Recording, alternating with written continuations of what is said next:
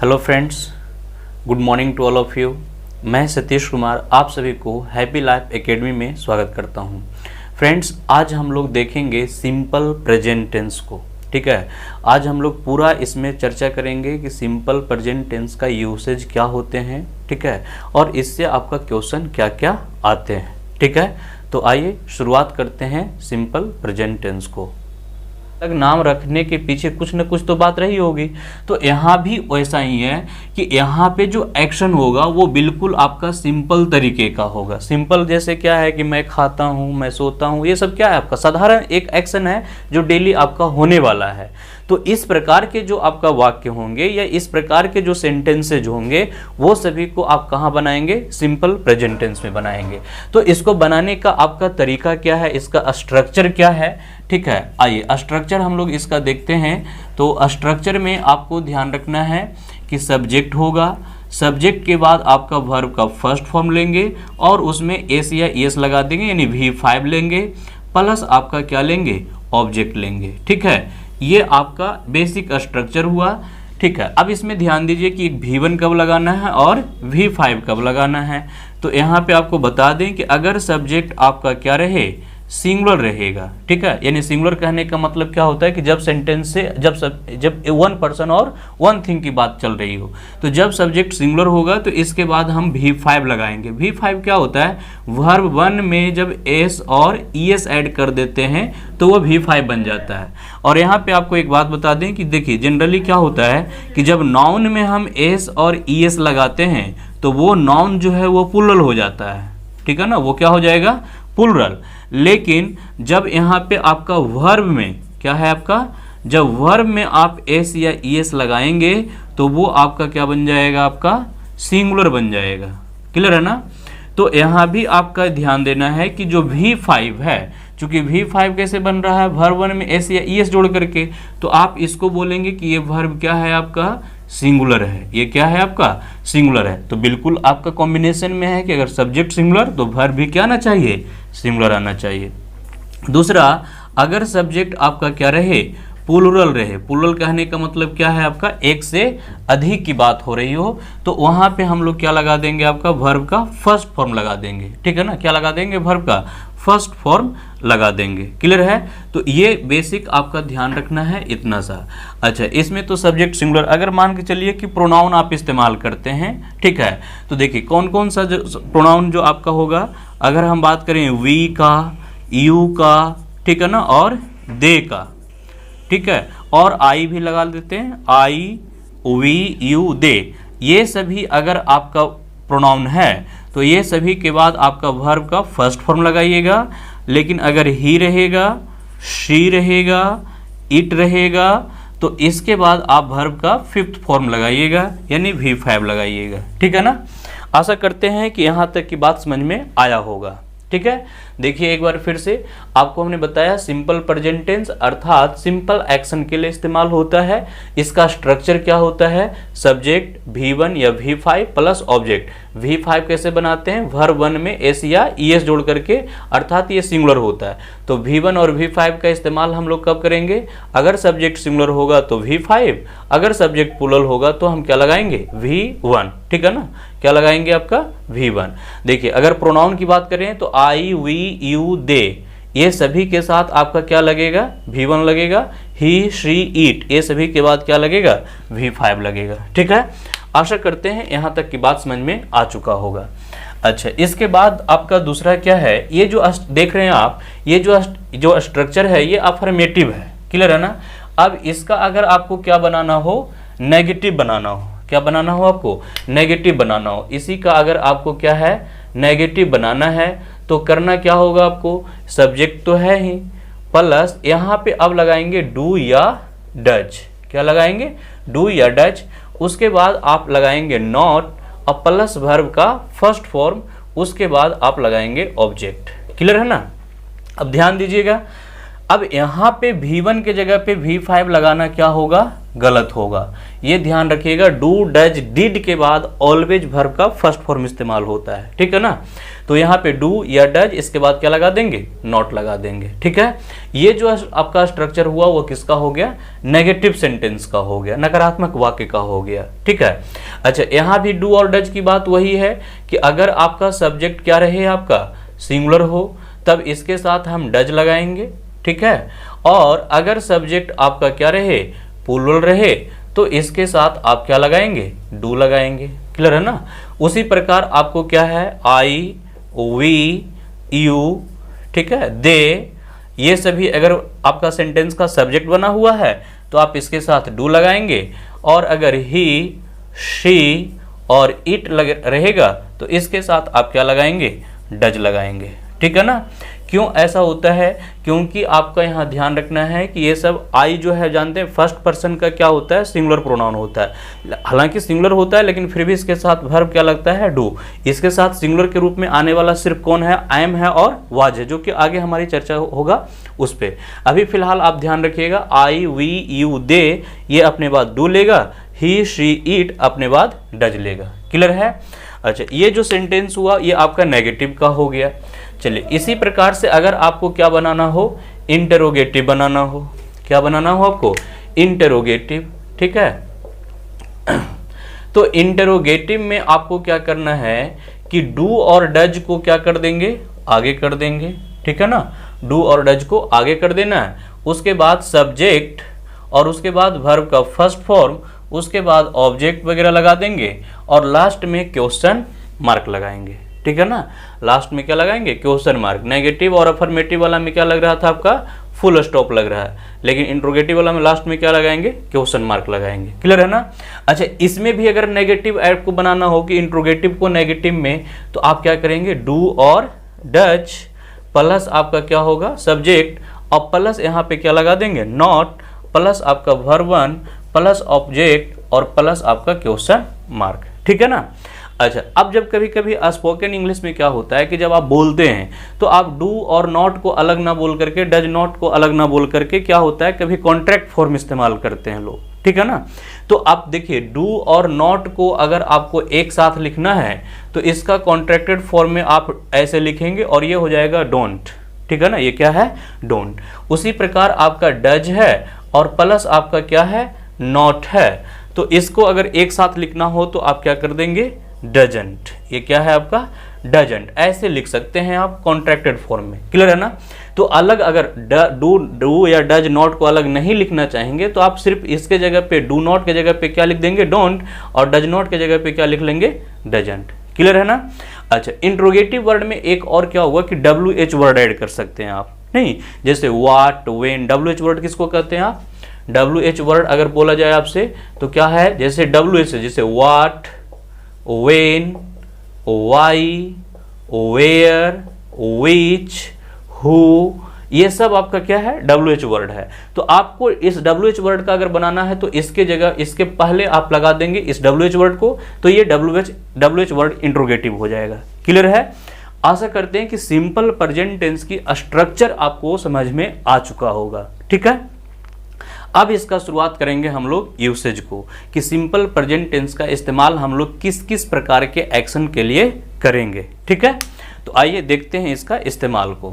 मुख्य रूप से तो इसका स्ट्रक्चर से ज़्यादा इंपॉर्टेंट आपका होगा कि इसका हम इस्तेमाल किस प्रकार के एक्शन के लिए करेंगे। हाँ, ये जो स्ट्रक्चर आपको बताए, ये स्ट्रक्चर कहीं भी आपको इंग्लिश में लिखा हुआ मिलता है तो आप समझ जाइएगा कि वह जो सेंटेंस है वह सिंपल प्रेजेंट टेंस का सेंटेंस है। अगर कहीं आप पढ़ रहे हैं न्यूज़पेपर, मैगजीन, नॉवेल्स, कुछ भी पढ़ रहे हो, वहाँ पे अगर V1 और V5 दिखाई दिया तो आप समझ जाइएगा कि वो वाक्य कहाँ का है, आपका सिंपल प्रेजेंट टेंस का है, क्लियर है ना। अब जब वो इस्तेमाल रहेगा तो वह कहना क्या चाहता है, नहीं, अब जो महत्वपूर्ण चीज़ है कि वो क्या है, अब ये जानना है कि वह हमको समझ में तो आ गया कि ये वाक्य सिंपल प्रेजेंट टेंस का है, लेकिन अब दूसरी जो आपका सबसे बड़ी चीज़ है कि ये सिंपल प्रेजेंट टेंस कहना क्या चाहता है। तो आइए सिंपल प्रेजेंट टेंस का हम लोग यूसेज को देखते हैं, ठीक है। तो सबसे पहले अगर देखा जाए तो इसका जो इस्तेमाल होता है हम लोग करते हैं फॉर रिपीटेड, ठीक है ना, फॉर रिपीटेड एक्शन, ठीक है, फॉर रिपीटेड एक्शन, या आप बोलेंगे कि हैबिचुअल एक्शन। क्या बोल सकते हैं? Habitual action. बात समझ में आ रहा है? अगर कोई कार्य आप बार बार करते हैं या वो आपके आदतन है, ठीक है ना, या वो आपका क्या है? आदतन है, तो उन सभी के लिए आप क्या इस्तेमाल करेंगे? Simple present. जैसे अगर आप बोलते हैं कि मैं प्रतिदिन सुबह 6 बजे जगता हूं, तो आप क्या बोलेंगे कि I get up at 6 AM daily, ठीक है ना, I get up at 6 AM daily. अच्छा, यहाँ पे ध्यान देना है कि जब आपका एम लग गया है तो इन द मॉर्निंग नहीं लगाना है। बात समझ में आ रहा है ना, क्योंकि एम बता रहा है कि ये सुबह की बात हो रही है। ये सब छोटा मोटा ध्यान रखना है। अगर आपको इन द मॉर्निंग लगाना है तो फिर एम को हटा देंगे आप। ओके, ठीक है। इसी प्रकार अगर आपका कोई भी हैबिचुअल एक्शन आपका है, जैसे आपको बोलते हैं she reads a newspaper, she reads a newspaper every day, ठीक है ना, she reads a newspaper every day. Clear है ना? उसी प्रकार से अगर बोलते हैं कि he usually goes to school by foot, by foot. अब अगर ऐसा लिखा हुआ है तो एक चीज आपको तो समझ में आ रहा है कि he usually goes to a school by foot लिखा हुआ है। अब यहाँ ही है, यूजुअली है, सही है, गोज है, टू अ स्कूल है, ये भी सही है। लेकिन फिर भी क्या आप बता सकते हैं कि ये सेंटेंस करेक्ट है? देखिए, आपको यहाँ बता दें कि अक्सर हम लोग क्या है कि बाई फुट लोग बोल देते हैं और ये क्या होता है आपका? गलत होता है, ठीक है। क्योंकि हम लोग अक्सर बोलते हैं कि बाई कार होता है, बाई बस होता है, बाई ट्रेन होता है। उसी प्रकार से हम लोग यहाँ आपका उसी रिदम में बोल देते हैं कि बाई फुट, ठीक है। ये गलत है, बाई फुट नहीं, यहाँ पे हम क्या इस्तेमाल करेंगे?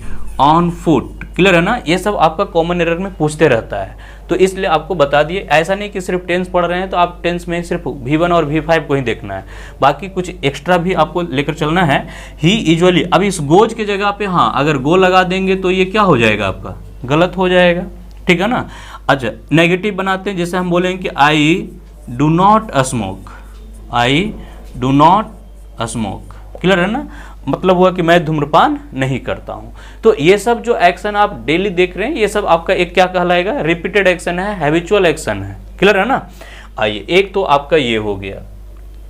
अच्छा, दूसरा आपका क्या हम लोग का है? आपको नोट्स बनाते चलना है, लिखते चलना है, ठीक है। आपको देखिए लिखने के लिए मौका नहीं दे रहे हैं, लेकिन आप लोग एक बार पहले पूरा देख लीजिए, ठीक है। और दोबारा जब वीडियो देखिए तो पॉज कर करके आप नोट्स बनाते चलेंगे। आइए, दूसरा आपका इसका इस्तेमाल जो है वो क्या है आपका? आप करेंगे फॉर यूनिवर्सल ट्रूथ। क्या है? यूनिवर्सल ट्रूथ, ठीक है। यूनिवर्सल ट्रूथ कहने का तात्पर्य हुआ कि ऐसा कोई आपका बात, ऐसा कोई चीज जो आपका पूरे ब्रह्मांड में आपका क्या हो? सत्य हो। तो वो चीज आपका जो है वो ऑलवेज कहाँ बनता है? सिंपल प्रेजेंट टेंस में बनता है। जैसे अगर आप बोलते हैं कि वाटर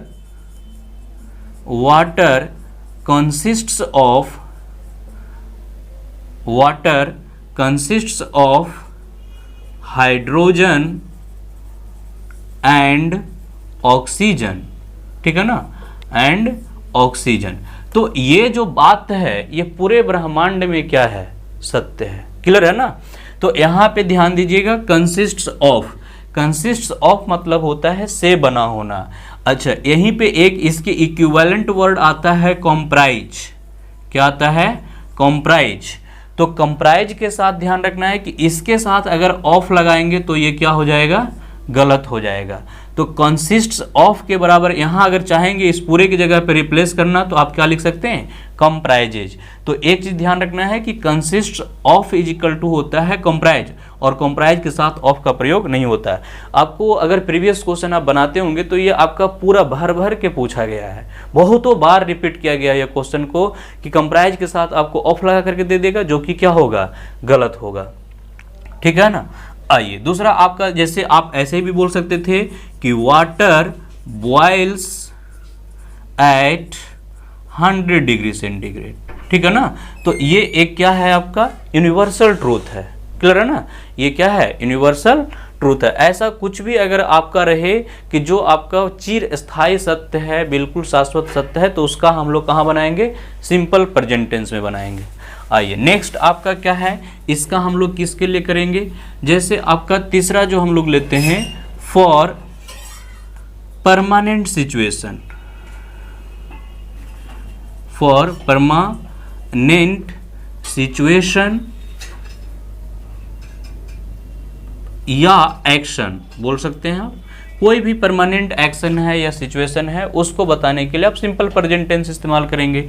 जैसे अगर बोलते हैं he works in a bank, ठीक है ना, वह एक बैंक में काम करता है।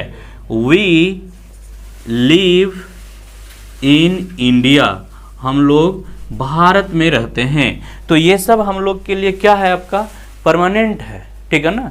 ये सब जो है वो क्या है, परमानेंट है। अब हम लोग यहाँ पे नहीं बोलेंगे, सोचिए कि अगर हम बोल दें कि we are living in India, नहीं, तो इसका मतलब क्या निकल जाता है, इसका मतलब ये निकल गया कि आप भारत के रहने वाले नहीं हैं, गलती से अभी कहाँ रह रहे हैं, आप भारत में रह रहे हैं। बात समझ में आ रहा है ना। तो ये सेंटेंस हमारे लिए क्या होगा, गलत होगा। ग्रामेटिकली गलत नहीं है, ग्रामेटिकली तो आप देखेंगे तो ये बिल्कुल क्या है, सही है। वी के साथ आर आया है, आर के साथ क्या है, लिविंग है। ग्रामेटिकली कोई दिक्कत नहीं है, जो स्ट्रक्चर को फॉलो करना चाहिए उसने फॉलो किया। लेकिन सेंटेंस को सही होने के लिए सिर्फ आपका मतलब स्ट्रक्चर ही नहीं चाहिए, सेंटेंस को सही होने के लिए उसका अर्थ भी होना चाहिए। करेक्ट अर्थ निकलता है तभी हम उसको बोलते हैं कि वो सेंटेंस करेक्ट हुआ। बात समझ में आ रहा है ना। चलिए ठीक है, इसी प्रकार से और आगे अगर बढ़ें तो इसका हम जो सिंपल प्रेजेंट टेंस का इस्तेमाल है वो हम लोग करते हैं किसके लिए, देखिए अगर इसका और देखा जाए तो आपका इन सबऑर्डिनेट क्लॉज किस में करेंगे, इन सबऑर्डिनेट क्लॉज, ठीक है, इन सबऑर्डिनेट क्लॉज, क्लियर है। यानी सबऑर्डिनेट क्लॉज में हम लोग इसका इस्तेमाल करते हैं। अच्छा, अब यहाँ से क्वेश्चन मन में आता होगा कि सबऑर्डिनेट क्लॉज क्या है। देखिए क्लॉज जो होता है वो दो प्रकार का होता है, एक सबऑर्डिनेट होता है और एक प्रिंसिपल क्लॉज होता है। सबसे पहले तो ये समझिए कि क्लॉज मतलब होता है क्या है। क्लॉज जिसमें कम से कम एक सब्जेक्ट और कम से कम एक क्या रहेगा, आपका वर्ब रहेगा, उसको क्या कहेंगे, क्लॉज कहेंगे। देखिए इसके क्लॉज पे हम एक अलग वीडियो अलग से बनाएंगे, ठीक है ना। अभी फिलहाल आपको समझना, जो बताएंगे कि ये सबऑर्डिनेट है तो ये सबऑर्डिनेट है, आपको मानना पड़ेगा। आइए जैसे यहाँ पे ध्यान दीजिए, अगर कहते हैं if you come I will help you, ठीक है ना, if you come I will help you, तो ये बोलना करेक्ट है। अगर यहीं पे आप बोलते if you will come I will help you, ठीक है। अब इस दोनों सेंटेंस को देखिए तो दिक्कत क्या होता है, जैसे इसका मीनिंग निकलता है यदि तुम आओगे तो मैं मदद करूंगा। अब यदि तुम आओगे, गागेगी लगता है, और जहां भी गागेगी लगता है तो ट्रांसलेशन के नियम के अनुसार लोग आपका विल सेल लगा देते हैं। तो ये चीज़ ध्यान रखना है कि अगर सबऑर्डिनेट क्लॉज है तो सबऑर्डिनेट क्लॉज में हम क्या इस्तेमाल करेंगे, सिंपल प्रेजेंट टेंस का, और जो मेन क्लॉज होगा उसमें इस्तेमाल किया जाएगा सिंपल फ्यूचर टेंस का। समझ में आ रही है बात। तो ये चीज़ ध्यान रखना है, यहाँ पे हम नहीं बोलेंगे ये जो बिल लगाया गया है ये क्या है, आपका गलत है, ठीक है। If you come I will help you. देखिए ये जो इफ से शुरुआत हुआ तो सबऑर्डिनेट क्लॉज को पहचानने के लिए आपको हम बता दें कि अगर कोई क्लॉज इफ से शुरू हो रहा हो, ठीक है ना, व्हेन से शुरू हो रहा हो, व्हाइल से शुरू हो रहा हो, एज सुन एज से शुरू हुआ है, अनटिल से शुरू हुआ है, अनलेस से शुरू हुआ है, ठीक है, ये सभी से अगर कभी आपको लगे कि सेंटेंस की शुरुआत हो तो ये सबसे जो शुरुआत होता है उसको हम लोग बोलते हैं सबऑर्डिनेट क्लॉज। क्लियर है ना। ये सभी से शुरू होने वाले क्लॉज को क्या बोलेंगे आप, सबऑर्डिनेट क्लॉज। तो आशा करते हैं कि इतना में समझ में आ चुका होगा। बाकी इसके मीनिंग को हम लोग देखेंगे, आगे पूरा क्लॉज को पढ़ाएंगे। तो अभी देखिए, इफ यू कम, यदि तुम आओगे, क्या ये मीनिंग पूरा है? नहीं है। ये मीनिंग पूरा कब होता है? जब आई विल हेल्प यू। लेकिन इसको हटा दीजिए और सिंपली बोलिए आई विल हेल्प यू, मैं आपको मदद करूंगा। ये अपने आप में क्या है? पूरा है। तो जो सबऑर्डिनेट क्लॉज होता है वो अपने मीनिंग के लिए प्रिंसिपल क्लॉज पर क्या होता है? डिपेंड होता है। आ रही बात समझ में? ये है। अब देखिए, ये जो आपका कंपटीशन के पॉइंट ऑफ व्यू से अगर देखा जाए तो इतना ही आपके लिए क्या है? इंपॉर्टेंट है। इसके अलावा अगर सिंपल प्रेजेंट टेंस का और एक दो इस्तेमाल आप देखेंगे तो जैसे आपका किसी को इंस्ट्रक्शन देना हो या आपको मतलब कोई गाइड करना होता है ना, जैसे किसी को आपका रास्ता पूछता है तो आप बोलते हैं यू गो डाउन। तो ऐसा आपका क्या है कि आपका मतलब या फिर टेक राइट साइड या लेफ्ट साइड, ऐसा कुछ बोलते हैं ना। तो उसमें क्या है कि जब हमको इंस्ट्रक्शन देना हो तो वहां पे इस्तेमाल कर सकते हैं। या कमेंटेटरी में आप देखते हो जो कमेंटेटर होते हैं वो ऑलवेज सिंपल प्रेजेंट टेंस का इस्तेमाल करते हैं। क्लियर है ना? या आपका जो बुक वगैरह है या जो इतिहास की घटनाएं हैं, ऐसा कुछ अगर आपको बताना हो उसको जीवंत करके, तो वो सब फिगरेटिव इस्तेमाल हो जाता है। क्लियर है ना? तो वहां पे आप सिंपल प्रेजेंट टेंस का इस्तेमाल कर सकते हैं। लेकिन आपके एग्जामिनेशन के पॉइंट ऑफ व्यू से हम बताएं तो इतना भी पॉइंट आप याद रखिएगा तो आपका लगभग आपका कॉन्सेप्ट क्या है? क्लियर है? कोई दिक्कत यहां से आपका होने वाला नहीं है। इससे ज्यादा आपको नहीं मिलेगा। बात समझ में आ रही है? बाकी आपका जो स्टोरीज वगैरह है, फिल्म वगैरह, उसकी कहानियों को बताना रहता है तो वहां पे इस्तेमाल हम लोग कर सकते हैं सिंपल प्रेजेंट टेंस का। ठीक है ना? तो आज का क्लास हम चाहेंगे कि यहीं तक रखा जाए। नेक्स्ट यहाँ से फिर आगे बढ़ेंगे, क्योंकि उसको हम लोग इंक्लूड करेंगे तो थोड़ा सा वीडियो और ज़्यादा लंबा हो जाएगा, जो आपके लिए यूजफुल भी नहीं है और अभी कोई ज़रूरत भी नहीं है। इसीलिए उस पॉइंट को हम लोग क्या कर रहे हैं, आपको छोड़ रहे हैं। ठीक है ना? तो ठीक है, आज हम लोग यहीं तक, फिर मिलते हैं हम लोग नेक्स्ट अगले वीडियो में। आपका प्रेजेंट कॉन्टिन्यूअस टेंस को देखेंगे। ठीक है? तो आप लोग बिल्कुल चैनल को सब्सक्राइब कर लीजिएगा। एकदम आपको जो बोलते हैं ना कि ऑफलाइन के जैसा आपको फीलिंग मिलेगा। आप नोट्स बनाते चलिएगा, एक पॉइंट आपका क्लियर होता चला जाएगा। और दूसरा बात, अगर आपको लगता है किसी प्रकार का क्वेश्चन मन में उठे इसको पूरा देखने के बाद, तो आप कमेंट में अपना डाल सकते हैं। जो भी प्रॉब्लम होगा अगले बार हम उसको उस प्रॉब्लम को ध्यान देंगे और उसका आपका सॉल्यूशन भी बताएंगे। ओके? ठीक है? तो फिर मिलते हैं हम लोग नेक्स्ट वीडियो में। Okay, thank you.